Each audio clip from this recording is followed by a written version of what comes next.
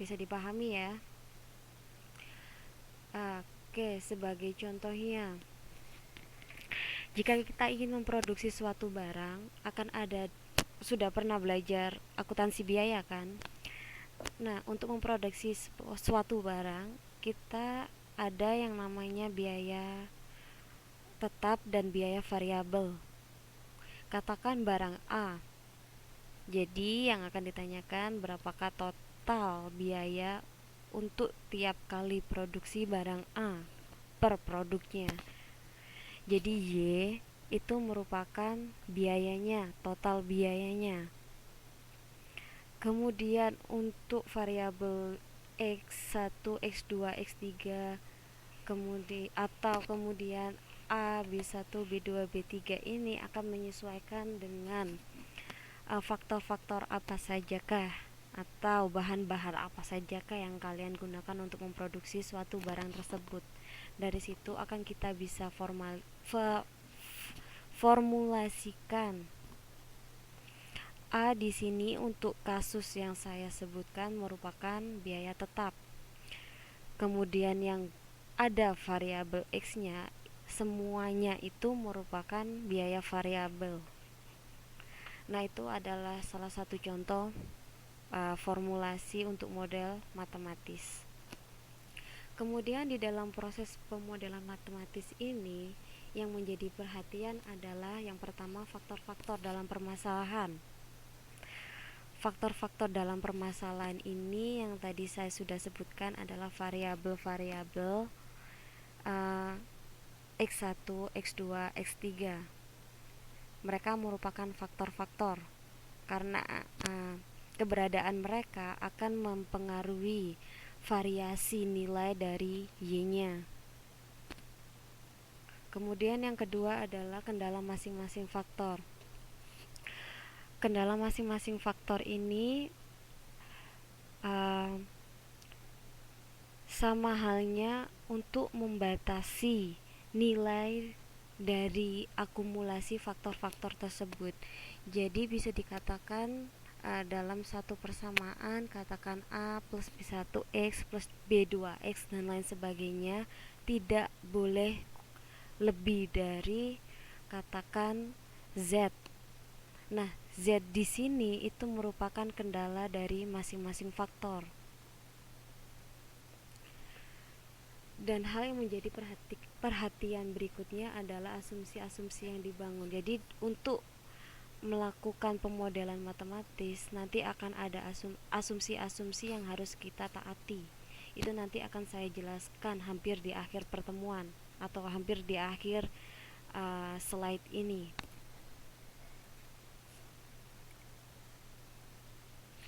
Kemudian prinsip-prinsip apa sajakah yang harus kita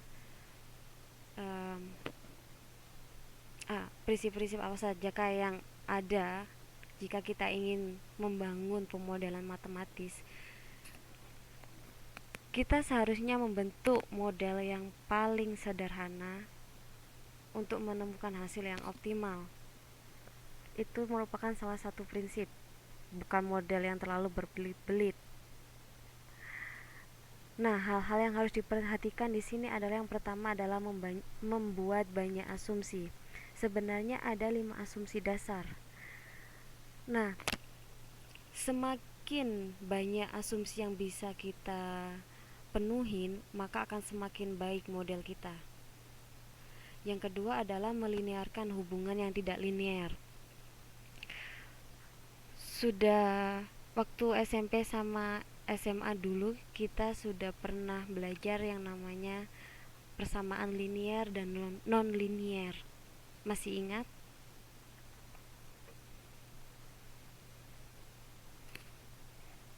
Halo? Apakah masih ingat? Persamaan linear, tidak linear, atau non-linear? Oke, good. Kalau persamaan linear, untuk variabel-variabel yang belum terungkap di situ nggak ada pangkatnya. Sedangkan kalau yang tidak linear dia nanti ada pangkatnya. Dan jika kita menggambar garis dari persamaan yang tidak linier, nggak akan membentuk garis lurus, tapi garisnya bisa berupa parabolik, bisa melengkung, seperti itu. Nah, untuk prinsip yang ketiga adalah mengurangi banyaknya variabel atau kendala. Oke, masalah mengurangi banyaknya variabel atau kendala.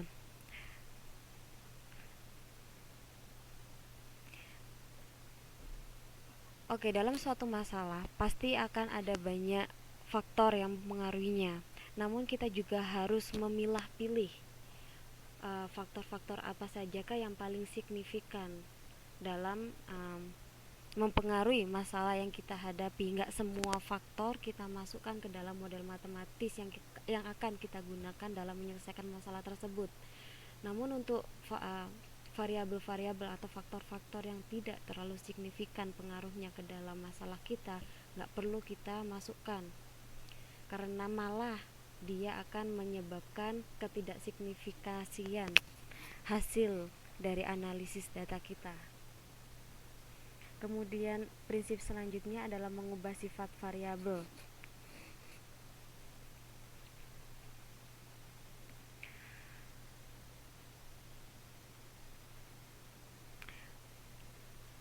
Untuk yang mengubah sifat variabel ini akan ada hubungannya dengan prinsip selanjutnya, yaitu mengeluarkan unsur dinamik. Jadi seperti yang saya katakan tadi, sebaiknya hubungannya itu adalah linear, bukan tidak linear. Jika ada yang bersifat tidak linear, maka kita harus menyetarakannya, yaitu membentuk sama-sama linearnya, nggak ada pangkat-pangkatnya. Itu salah satu prinsip dalam riset operasional, pemodelan dalam riset operasional. Kemudian yang selanjutnya adalah mengganti tujuan ganda menjadi tujuan tunggal. Memang akan ada banyak tujuan yang ingin kita capai dalam menyelesaikan suatu masalah. Namun dalam riset operasional kita hanya akan mencapai satu tujuan. Jadi nanti akan ada banyak masalah, banyak kendala, banyak variabel, namun kita hanya ingin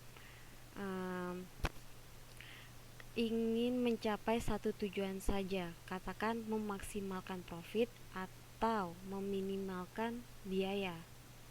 Nggak bisa memaksimalkan profit dan meminimalkan biaya. Memang itu adalah hal yang sangat mungkin terjadi, karena kita meminimalkan biaya maka kita bisa menambah laba.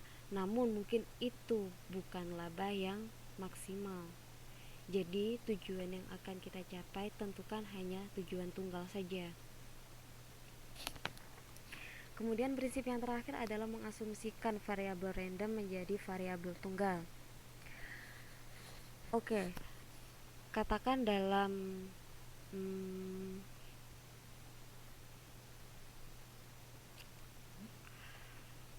suatu rumah tangga, biaya rumah biaya bulanan kita ada biaya listrik, kemudian biaya air, tahunan mungkin biaya perbaikan rumah dan lain sebagainya. Ini namanya beda-beda kan, ada biaya listrik, biaya air, biaya perbaikan, ada lagi mungkin memasukkan biaya kebutuhan sehari-hari ke dalam. Nah, ini kan namanya beda-beda.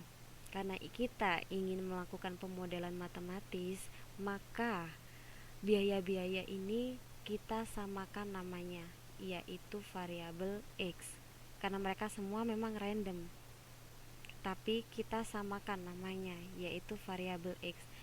Namun untuk membedakan kita bisa memberikan tanda, yaitu X1 untuk biaya listrik, X2 untuk biaya air, dan sebagainya. Bisa dimengerti ya?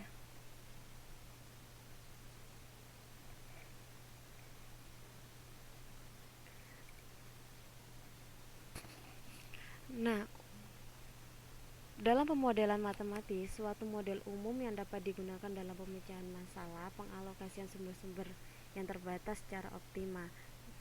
Jadi, jika kita ingin menyelesaikan masalah dengan menggunakan riset operasional, maka model umum yang bisa kita gunakan itu adalah pemodelan matematis, bukan model-model yang lain. Nah, masalah akan timbul apabila seseorang diharuskan untuk memilih atau menentukan tingkat setiap kegiatan yang membutuhkan sumber yang sama dengan jumlah yang terbatas. Oke, sebagai contohnya,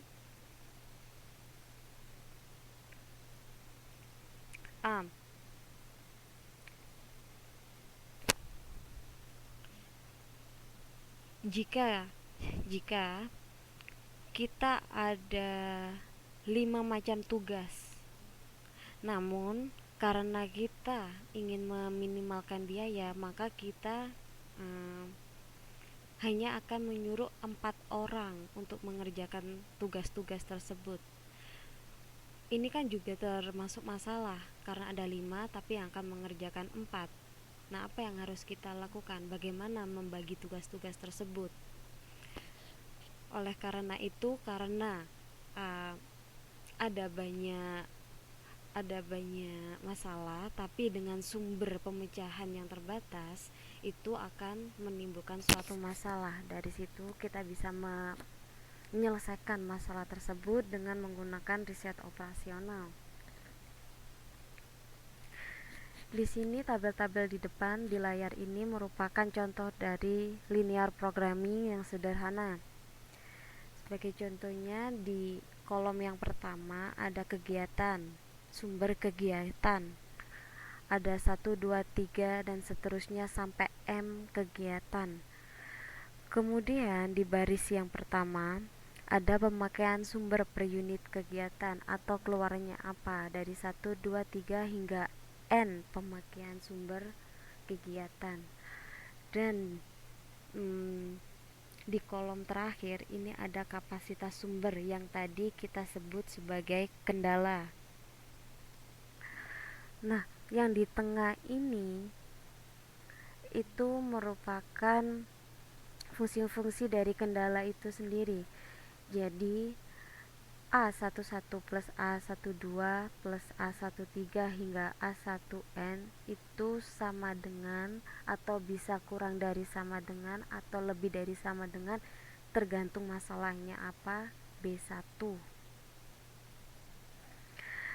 Nah, untuk delta Z ini merupakan pertambahan tiap unit. Jadi dia ini merupakan standar nilai yang baru yang ingin kita capai, yaitu apakah dia profit yang maksimum atau biaya yang minimum.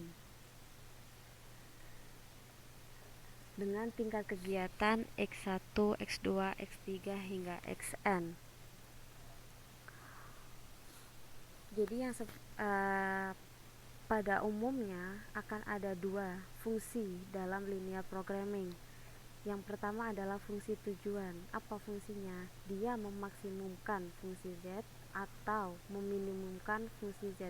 Namun pada umumnya fungsi Z itu sama dengan C1X1 plus C2X2 plus C3X3 hingga CNXN. Ini yang ingin kita cari dengan menggunakan RO.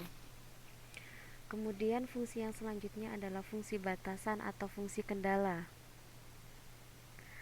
Tadi sudah saya singgung bentar. Untuk fungsi kendalanya A11X1, A1 plus A12X2 hingga A1NXN itu kurang dari B1. Kurang dari sama dengan B1, nanti akan tergantung dengan permasalahannya apa. Enggak selalu seperti ini, bisa dimengerti ya, hingga M. Jadi tergantung nanti berapa banyak kendala yang akan kita hadapi. Nah, batasan-batasan ini itu ada satu syarat yang mutlak yang harus dicapai, yaitu dia tidak bisa bernilai negatif. Karena dalam produksi, jika suatu kuantitas itu negatif, produksi nggak akan berlangsung, alias